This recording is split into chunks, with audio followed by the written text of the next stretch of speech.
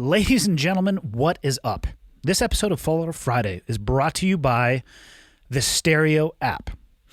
This is the second time that I've spoken about this, and if you didn't hear the first one, the Stereo app is a platform that has thousands of live social conversations, an incredibly wide range of genres for every interest, including news, comedy, sports, and more.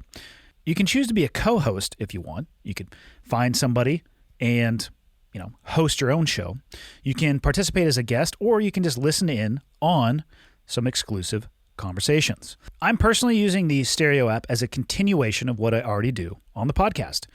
I really enjoy the Follow Friday episodes where I get to do Q&A. And one of the things that I love most about this app is that you can join in and either listen or record a live an audio question, submit it, and whoever I'm talking with, we can answer it in real time. So my plan for the foreseeable future is Tuesdays and Thursdays. We're going to do, on Tuesdays, a little Tactical Tuesday with Brian Bishop. And if you listen to the podcast, you know who he is. You know it can get a little bit spicy.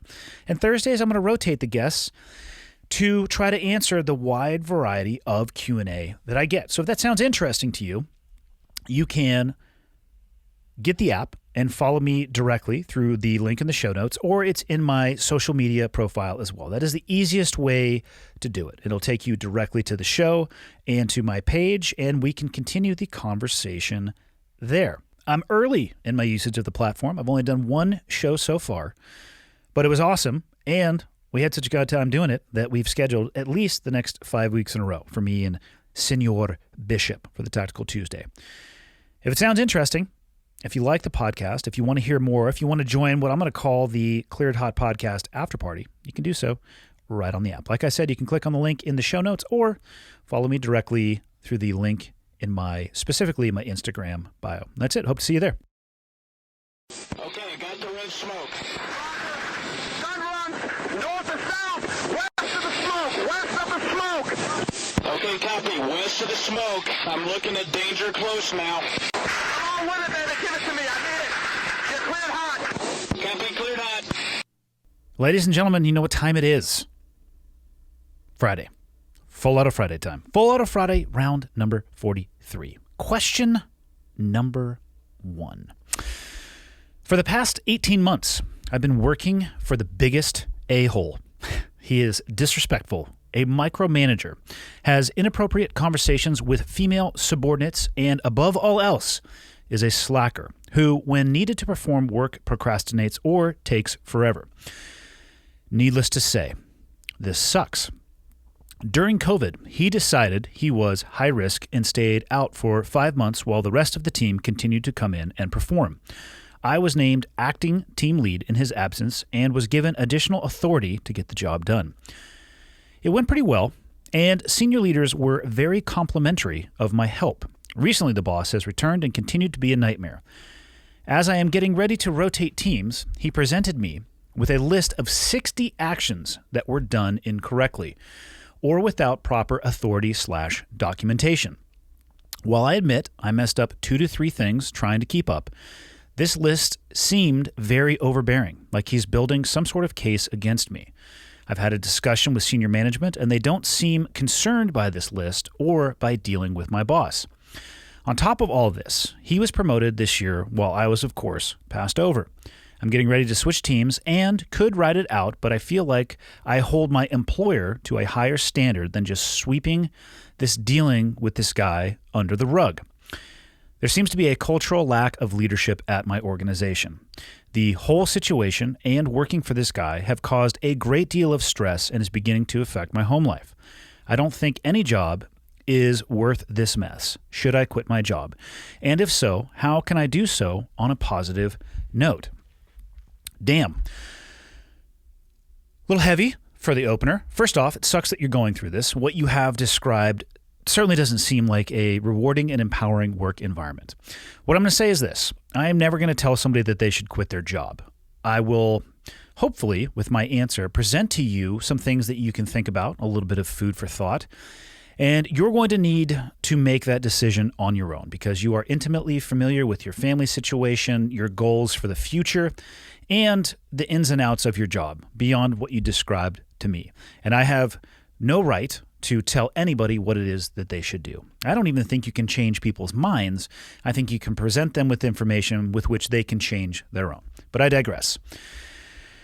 I would agree with you. I don't think that any job is really worth what you described. However, before you just throw this occupation into the trash can, consider a little bit of forward thinking and maybe plan for the future. If you realize that the organization you are working for and the people that you are working for are not worth your time, energy, or effort, or they don't align with you morally, it sounds like, moving on might be a possibility. So instead of just quitting and having no income coming in, and I'm speaking from my own experience at this point, perhaps line up something in the future should you choose to take that route so you have a softer landing. Create for yourself, you're on a freeway right now, and you don't like where it's going. So create for yourself some off-ramps so you at least have options. Now, leaving this job on a positive note, I would say I see 3 potential options. 1 is you get fired. 2 is you sit down with your employer and you come to the equitable agreement that it is time for parties to split ways. And 3rd, you quit because of your beliefs and your frustration in working in this environment.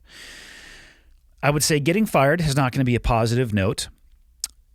Coming to the equitable decision and airing everything out could be positive for both people because you, or both entities, I guess it would be, not people, because you would be able to unload that burden from your shoulders and walk away with a clear conscience, and they would at least be presented the opportunity to fix those deficiencies. And then the 3rd option of you just quitting may feel good to you, but just understand that you may need a job reference in the future. Your future employers may want to talk to those that you used to work for and with. Just keep that in the back of your mind. I would, if it were me, land on the middle option. And I've had all 3 of them happen to me in my life. So I would personally go with the middle option because at least you walk away with that clear conscience. You give them that opportunity. You know that you're going to be leaving as it is. If they choose not to do anything with that information, well, that's on them. And it's no longer your circus. It's no longer your clowns. You don't need to worry about it anymore. You said that there seems to be a cultural lack of leadership at my organization. And I see this often. Leadership is very culturally based, meaning if those at the very top don't take it seriously, if they don't embody good leadership, if they don't set the example, it will cascade all the way down. The best organizations that I have worked for have defined leadership, both in guidance and in action and behavior, speech patterns from the very top all the way down. They set the standard they expected of their peers and subordinates, and at a cultural level that was ingrained to every single person. For your organization, it sounds like they are promoting somebody up the chain of command that is the opposite of those things. You could, of course, if you see some upward trajectory for yourself, you could try to ride it out. I don't know how long people stay at this organization. And you mentioned you're going to be laterally switching to another team. That may solve your issue short term, but you don't know the trajectory that the person that you described is going to be on. Maybe a few years down the road, you might shift teams again and you still might be underneath this individual. Again, if you sit down and have an honest and open conversation with your employer and you discuss your true reasons for wanting to leave and your frustration and why, you might be surprised. They may present you with the opportunity to step into that role and fix it, or they may completely blow off what you say and move on. And in that case, I would say, you know what? Finding another ecosystem to operate in may not be a bad idea. What you're describing, it doesn't sound fun. The list of 60 actions, just think for a second how long it would take you to critique somebody else and actually write up a list of 60 actions that you felt came in at a subpar level to what was expected of that individual. It's a long period of time. There is a reason I would say that this person is writing this list, and I would say he's probably writing it for his own protection or to use against you, like you mentioned. Your employer might say right now that they're not concerned by the list or dealing with your boss, but that may change in the future, especially as that individual starts going up the ladder or continues up that ladder. So be aware of that. The fact that that list exists, and I'm assuming because you mentioned that your management don't seem concerned by the list, they're aware of it.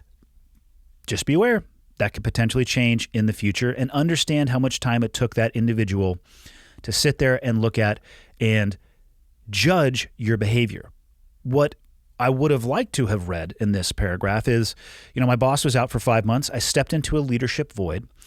I made some mistakes along the way, as we all are going to do. And when my boss came back, he sat me down and was very appreciative of the additional work that I had done, the fact that I had stepped into that void. And he counseled me on some areas where he fell short, with the goal of mentoring you for that next position. It doesn't sound like this person is doing that, and that would give me cause for concern. At the end of the day, like I said, this is going to have to be your decision to make. It doesn't sound to me like a healthy working environment, and you said it's beginning to affect your home life. I think it is important to have a pretty clear separation, if possible, between personal life and professional life. If one of those is starting to have a negative impact on the other, I would say that's an opportunity to course correct and do something about it. Again, you'll have to make the choice that you want to. I'm sorry that you're in this position. It doesn't sound like an amazing individual to work for. And I hope you put enough thought into the decision that you are going to make and take enough time to plan for whichever direction you choose to go. Question, why is my laptop sassing me? There we go. Question number 2. Okay, this one, I don't know if this individual thought I was going to read this on the air, so I'm going to go pretty broad because he went specific on some areas. So bear with me when I read this. My son is 21 years old and is being recommended for administrative separation from the Navy. He is currently where he graduated from his A school. And from those of you who are not familiar with the military, A school is, think of it as an occupational school. In the Navy, that's exactly what these were called, A schools. And for me, if you listened to me on a podcast before and I talk about my military background, I went to a radar scope operator course. That was OSA school, Operational Specialist A school. So this individual has gone through boot camp. He is in the Navy. He has just finished his occupational course, and he finished second in his class. He is charged with and is admitting to leaving base, purchasing and drinking alcohol in his barracks, and contributing to providing alcohol to a minor as one of the 3 that got caught. In parentheses, many more were involved, but those that got caught didn't snitch. I wouldn't have either. So it sounds like your son is out in front of a large group of people. Well, maybe not large. I don't have any context to say that, but there were more people involved than just these 3, but those 3 are keeping their mouth shut. All of this, my son knows better than all of this, and he certainly disobeyed direct orders from the highest levels on base. Again, he has admitted all of this, and in every step of the discipline process, he admitted his mistakes, owned them, and asked to be punished as harshly as needed, just short of being kicked out of the Navy. All of these facts were confirmed by his command master chief, which is the senior enlisted at any particular command. There's a commanding officer and a command master chief, and they work side by side on base, whom I was able to have a phone conversation with yesterday through a friend's connection. This chief said the separation is about how seriously they are taking COVID. Long email, sorry, but there is so much more to tell. If this strikes a chord and is an issue you would like to take interest in, please respond to this email and we can carry on. Frankly, I'm not interested in telling this story publicly, which is why I went very broad. I'm looking to help save my son's enlistment and avoid an other than honorable discharge. I assume a man with your experiences might know a thing or two about this. Now, I know this individual said they don't want to discuss this publicly. I did my best to be vague, but I chose this because I think this is a lesson, or there are lessons in this that anybody who is in the military has to understand. And also parents of those who are in the military. Be very cautious as a parent or somebody not directly involved in what is going on in the military becoming directly involved. The fact that you were able to talk to the command master chief through the connection of a friend, I'm not going to say that's a bad thing. But if you try to influence this process in any way, in my experience, it is not going to get any better for your son. It could only potentially get worse. Now, and other than honorable discharge, let us assume that this goes in that direction. So we'll go worst case scenario. It is likely that that is exactly what your son is going to get. And he is going to get that because of the actions that he has taken and as admitted responsibility for. And it's a great thing that he did that and he owned them and he is willing to accept the punishment. But the military may need to punish him at this level. If they choose to do so and he receives an other than honorable discharge, I want you to understand that it is not the end of the world, because an other than honorable discharge, which can happen for a variety of reasons. I'm not an expert on all of them, but I've seen quite a few people receive an other than honorable discharge, and I don't know a single one of them who was unable to eventually have it upgraded to an honorable discharge. I believe it is a 10-year window, which may seem like a lot right now, especially for your son who is 21 and staring down the barrel of his future. It might seem like a lot. My point in saying all of this is, this really sucks. It's going to have an impact on his life, but it's not going to ruin his life. And it is something that if it goes worst case scenario, he can recover from given enough time. Okay, to specifically what happened. 21-year-old guy, I'm assuming that the base probably locked themselves down due to COVID concerns. He left, was old enough to buy booze, brought it back. There was an incident of some kind. Somehow this was discovered. Somebody was underage, and now he is suffering the consequences. Your son wrote this check, and he is now going to have it cashed for him. I would not like to see him honorably or other than honorably discharged. In my personal opinion, there are ways that you could handle this disciplinary action that you could handle that would go right up to the precipice of an other than honorable discharge, but I'm not the one who gets to make that decision. In the environment of the current military, where there is more of a microscope on disciplinary behavior, coupled with a pandemic, coupled with disobeying a direct order from the chain of command. And if he's at an A school, I suspect that this order was not from his direct chain of command. It probably was from the commanding officer of the base, who outranks the commanding officer of the A school. And I hope what you're hearing when I say this is that it may well be out of the command master chief hands. It may well be out of the not operational specialist, that was my school. It may well be out of the hands of the A school commanding officer.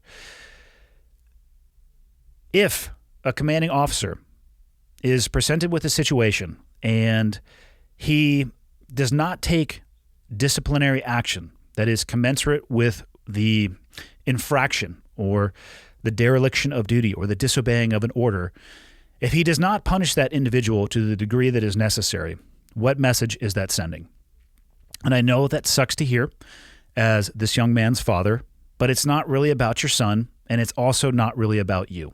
It is about the military and the military system maintaining the standards and maintaining their integrity. If it's brushed under the rug, then that is how you start eroding the equity of integrity in the military in and of itself. And again, I'm not saying that this is catastrophic, but if it goes that way and worst case scenario expresses itself, you have to understand it's not actually about your son.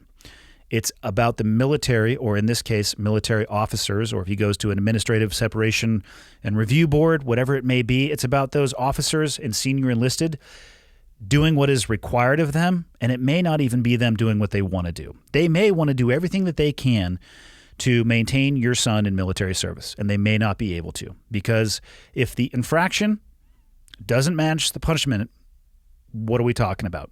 Everybody sees it. And then if one person gets away with it, and let's say the similar incident expresses itself in somebody else and a different punishment is levied, all you are doing is eroding the trust of everybody in that system, and that can't be done. The standards have to be held. I applaud you for trying to do everything that you can to, I'm going to say, hopefully, gently and tactfully help with your son's career. I would caution you against doing anything else. And I will respond to this email, and hopefully I can give you some more guidance. But at the end of the day, it really sucks to hear this. And it really sucks to read that this is happening to your son. Worst case scenario, if he ends up getting kicked out, I hope it is something that he can look back on as a transition point in his life, a decision and a mistake that he will learn from for the rest of his life, and can in the future become an example for others. There's no way he's going to be able to see that right now, but I would hope if it goes that way, he will be able to in the future. So I hope that answer helped, even though I suspect it's probably not what you want to hear. Question 3. I am sure you, along with every other person on earth, has experienced the Murphy's Law days where absolutely nothing will go right, no matter how hard you try to change it. I am curious about your experiences with the polar opposite. Have you had a couple specific days in any of your careers or hobbies where you felt like you couldn't do anything wrong and everything perfectly falls into place? If so, is there any factor that was a common theme to perfect execution and outcome in these high-level fields, and did you find these tasks to be more easily repeatable once you recognized a common factor? I have experienced a couple days like this in a round of golf or archery or other various events, but chalk them up to having a good day instead of dissecting what made the execution better than any other time. I'm interested in your experience with this situation. Thank you. Oh, I've had some Murphy's Law days. I have had some days where it didn't matter how hard I tried. Nothing went right. Actually, it seemed to be that the harder I tried, the worse things went. And when I encounter those days now in my life, which I do, and I encounter them in almost every aspect of what it is that I do. I've had days where I sit down to do a podcast and I could not pull a word out of my memory to save my life. But just my verbal recall was trash. Couldn't hold a conversation to save my life. I've had a day public speaking. There's been days where I will get up there and it's almost as if it's effortless, and you are connecting with the crowd with the right vernacular, the right terminology. They're engaged, and you couldn't say a wrong word if you tried. And then other days where regardless of what you do to try to connect, it just doesn't happen. Jiu-jitsu is another example. I've had days where it's almost as if I'm not thinking about anything. Not that my game is great by any stretch of the imagination, but the limited knowledge that I do have, there have been days where it seemed like it clicked for me.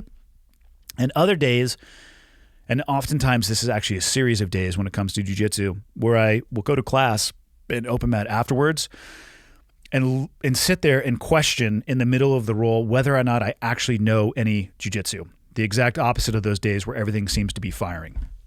I've actually never dissected it from the perspective of what's going on when things go right.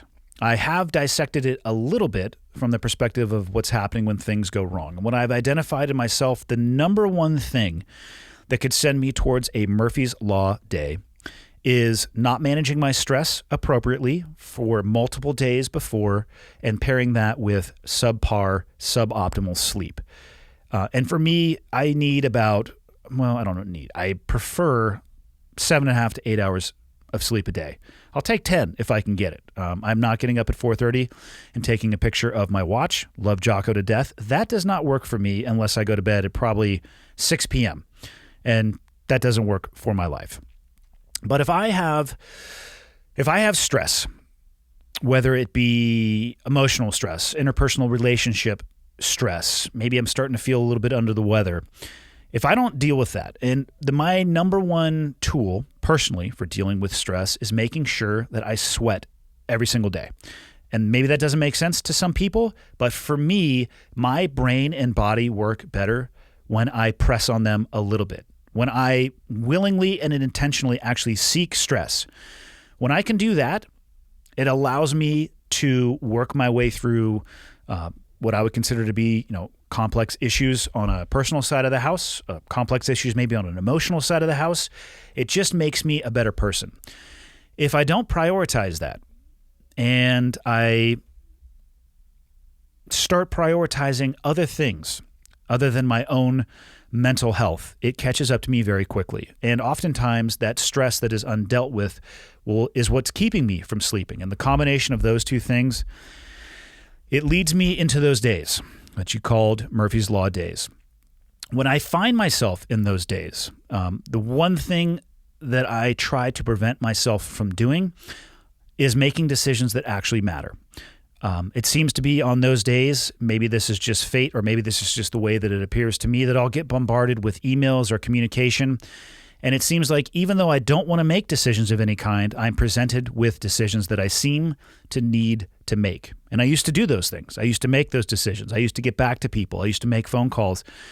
And time again, I fell short of the person that I wanted to be. So when I find myself in those days, what I do is as little as possible from an outward-facing perspective. If I recognize that I'm getting there, I will try to do a hard stop and go back to the things that work well for me. Find a level of stress that I am inducing to myself that allows me to sweat and then maximize my rest and quality nutrition. I will take a day off. I will take 2 days off if I need to, and I will get back to all of those pressing questions, comments, concerns, phone calls that I need to make, and never, not a single time for me at least, has there been a negative consequence from taking that time. There's been plenty of negative consequences from not taking that time and getting emotionally involved. So I avoid it at all costs. I isolate myself a little bit and get myself back into a better headspace. When things are going well for me, it is usually, I would say, probably because I am doing a good job of managing my stress. I am getting good rest and recovery. I am eating well. So if I can do those things, that would probably be the foundation of things that lead me towards days where things are going well. If I can do those, the odds are in my favor. But what I will say is this. I personally, and I don't know where this is from or why this is, but I personally start getting very wary and maybe even concerned when things are really going my way. It makes me uncomfortable when it feels like I'm just knocking stuff out of the park. And that's probably not a good description of how I feel about myself. But when things start going my way, I will, in the back of my head, start wondering about when is the next shoe going to drop. And I don't know where that comes from. And it is something that I struggle with because it does rob me of a little bit of enjoyment and joy in life. I have recognized that, but I also can't stop it. And I don't know how, and I don't necessarily know if I want to. I want to have a totally fulfilling and empowering life. And I want to be extremely happy in my personal and professional career. But I also don't want to get so lost in that I'm blinded to what could potentially happen. So maybe I personally just need to find a better balance. And I don't know if it's uncommon or not, but that is what happens with me. So when things go my way, I start getting a little bit worried. And maybe that drives me towards those Murphy's Law days. I don't know. And again, I'm not a smart enough person to understand if that's a common thing, if it was something that is from my old occupation. But I try to view every one of my days, or the days stacked together into weeks, and the weeks stacked together into months. I just view my life as a sine wave, and I've come to the realization and acceptance that I'm going to have some good days and I'm going to have some bad days. I try to enjoy the good days to the best of my ability, and I try to round the edges on the bad days to the best of my ability and try to sit at that 80% that's in between those two. And I don't think I answered your question at all, other than maybe describing what it is that leads me to those days that are on the lower end of the sine wave. But hopefully in that, it gave you some food for thought. I'm certainly not perfect in this perspective, and I've actually put a lot of thought into my wariness and wondering, when that next shoe is going to drop, wondering whether or not that's a healthy thing, it's an unhealthy thing. So that's something I'm actually going to be devoting some time and effort to trying to unpack that myself. Question 4. This is a two-parter. I remember you mentioning that some of the best people you have ever met were in the SEAL teams, and that some of your lifelong mortal enemies were also in the SEAL teams. This brings me to my first question. During your career in the Navy, did you ever witness something or experience something that made you question what it was that you were doing and consider leaving the Navy? In other words, were you ever forced to do something, or perhaps someone else in your team or at the leadership level doing something that went against everything you believed in or stood for? What was it, and why did it bother you so much? Short answer to your question is no. I never encountered leadership or an individual or me being asked to do something that was against everything that I believed in and stood for, or ever considered leaving the Navy for any of those reasons. Critical point here that I want to unpack.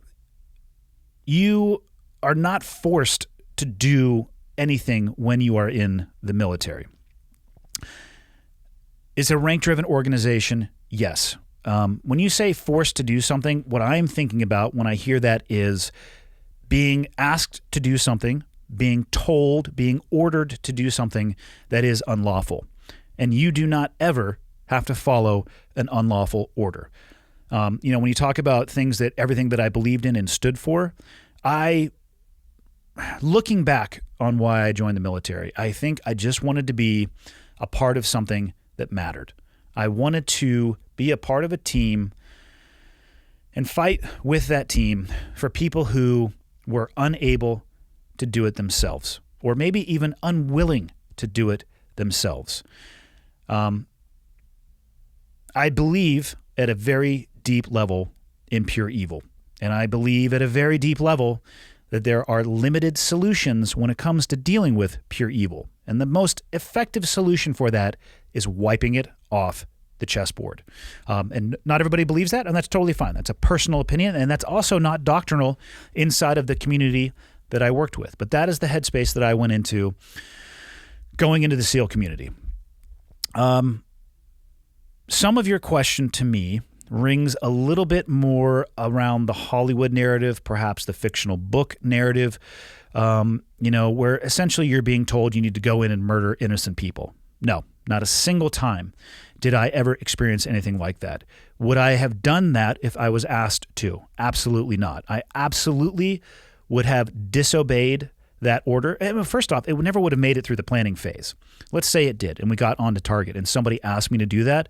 Absolutely not. And that person is going to get rung up the yardarm as soon as we get back, and that can be reported up to higher headquarters.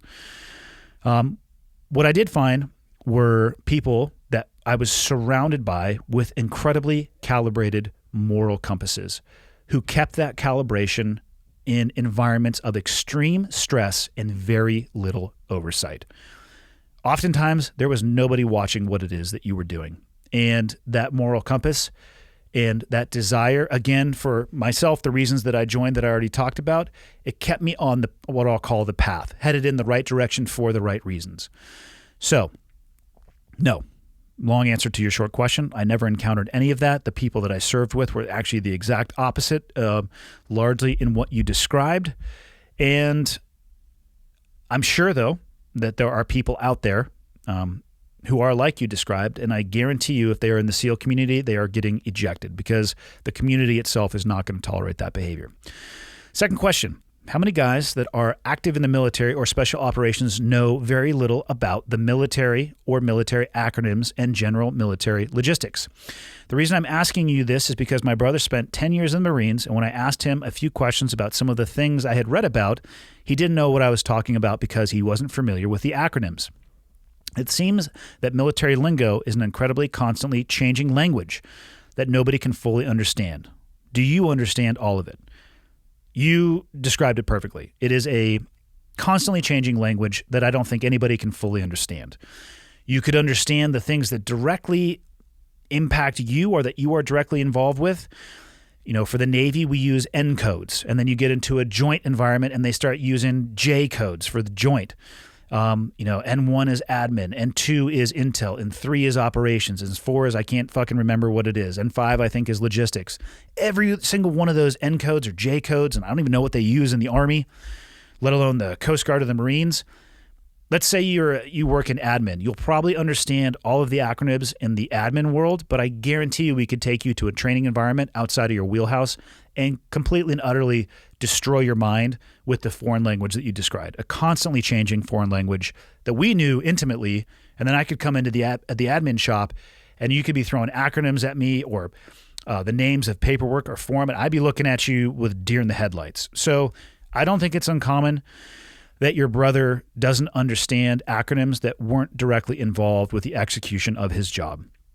I would say I understand and know most of them from the SEAL community, but every day that I'm out is the opportunity for them to create another one that I know nothing about. So if it's outside of my core competency, I am probably not going to know what it means.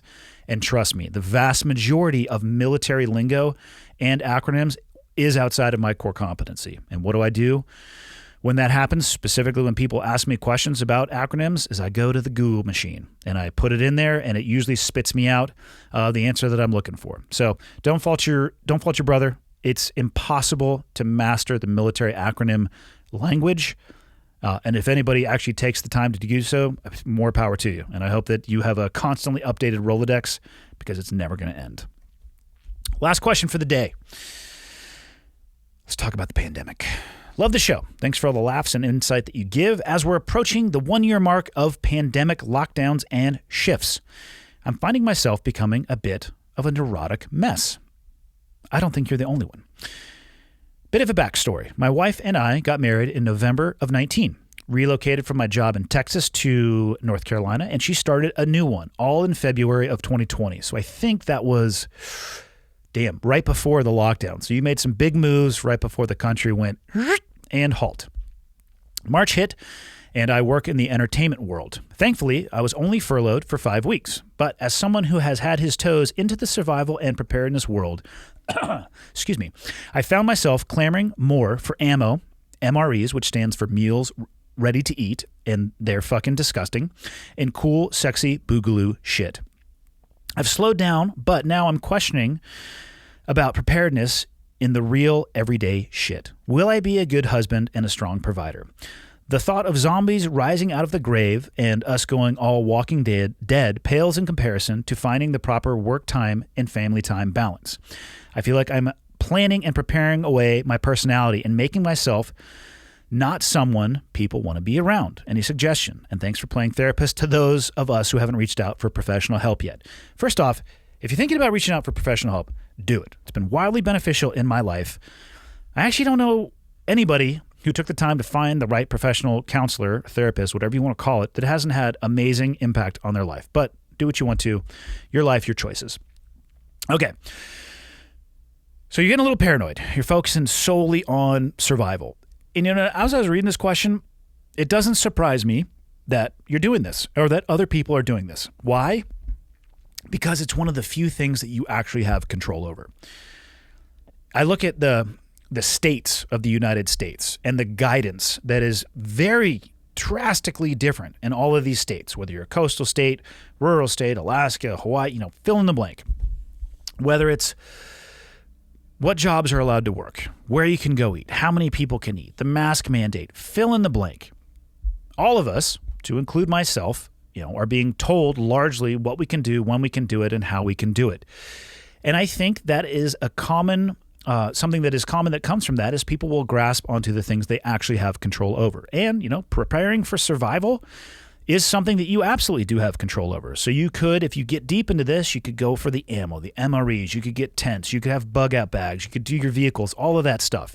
And nobody can tell you to stop doing those things. Nor should anybody be able to tell you to stop doing those things. But you have described that it's having a negative impact on your personality. So I think you've already identified the problem. Perhaps you are going a little bit too far. If you think that you're diving down this rabbit hole to the degree that others don't want to be around you, maybe it's time to put the shovel down and stop digging and back yourself out here just a little bit. What I'm going to tell you right now is that you could have all the sexy survival tools that you want, all of the ammo, all of the MREs, all of the guns, and if you don't pack your brain, the number one survival item, none of those things are going to matter. So it's cool that you're sourcing all of this stuff, but maybe put that down a little bit and focus on your mental and physical health, your combat chassis, if you will, if the boogaloo kicks off or the zombie apocalypse starts. Again, you could have the sexiest body armor, the coolest gun, all of the ammo, E&E routes and bug out kits, and If you're not a healthy individual, those are all going to be limited by your combat chassis or what's going on between your ears. If you're focusing on it too much, perhaps you've got, some stuff going on between your ears you need to focus on. But again, I'm going to go physical and mental health is priority over all of this cool stuff. Put the shovel down a little bit, back out of that rabbit hole of survival. I don't think it's ever going to be a zombie apocalypse or The Walking Dead, and maybe just reintegrate a little bit into society. If you see people who are backing away from you a little bit, maybe take a step towards them. And when you do that, don't talk about survival stuff, all right? Talk about something completely other than what it is that you're focusing on. It sounds like you have your occupation dialed in. You were only furloughed for 5 weeks. It sounds like your wife has a stable occupation as well, so hopefully that provides. And there aren't any monetary concerns. Prioritize your own personal health and wellness. Find activities that you can do with other people that prioritize your health and wellness. The number one thing that is pissing me off about the pandemic is that everybody is focusing on what you can't do. Don't do this, don't go there, don't meet with these people, wear your mask. And it's not that I'm against those things. What pisses me off is that the same emphasis is not being put on individual accountability, responsibility, and health and wellness. How about for the next year, or let's say the pandemic is going to continue for this year. We'll call it 2 total years. How about for the next 2 years after that, we put the same amount of emphasis on reducing the amount of fat fucks in this country. And I'm sorry if that offends you hearing that, but the obesity rate in this country is abhorrent. And the number one way that you could probably survive the pandemic or a future pandemic is by specifically focusing on your personal health going into that pandemic. Also, at the end of this, if we're 2 years down the road at the end of this, and you are no better than when you started from a physical or mental health perspective, you are messing up. I mean, I looked at, the comorbidities that were going on and the things that were associated with the most severe reactions to COVID-19. Guess what? Most of them are controllable. Yes, age plays a huge factor in that, not necessarily controllable. Actually not controllable at all. But obesity, top of the list, right underneath age. 100% controllable unless you have some catastrophic metabolic issue. So we're almost a year down the road. And if people haven't prioritized that and made an impact on that, none of these cool things that you're already collecting here, they're going to make a difference in the end. I apologize. Went off on a little bit of a tangent there, but it pisses me off. Take control over what you have control over. Yourself. If you don't want to be as susceptible in the future, do something about it now. Don't wait for the crisis to occur before you start to prepare for it. And for this individual, don't buy any more MREs. Give yourself 1 month. Don't buy any more survival shit. Go out, become a contributing member to society, go strengthen some personal and professional relationships, and then readdress the survival situation. And that, ladies and gentlemen, is all I have for this Friday. See everybody on Monday. Later. Thanks again to the Stereo app for the support to this podcast. Like I said, we're going to be going live every Tuesday and Thursday, a continuation of what I'm already doing on the show. If you like the podcast, if you want to get more directly involved, if you want to ask a live question and hear what myself and whatever co-host I might be joining up with that day have to say about it, join in. Download the app, tune in, and we'll see you there. Understand the west bank of the river? That's A firm, west bank, and gives me hell. He'll give it to me in the grove. Okay, one's in from the north. I've got the west bank of the river. Two's going to give it to you in the grove. Roger, give me that gun run. Right along that bag, baby. Ladies and gentlemen, thank you.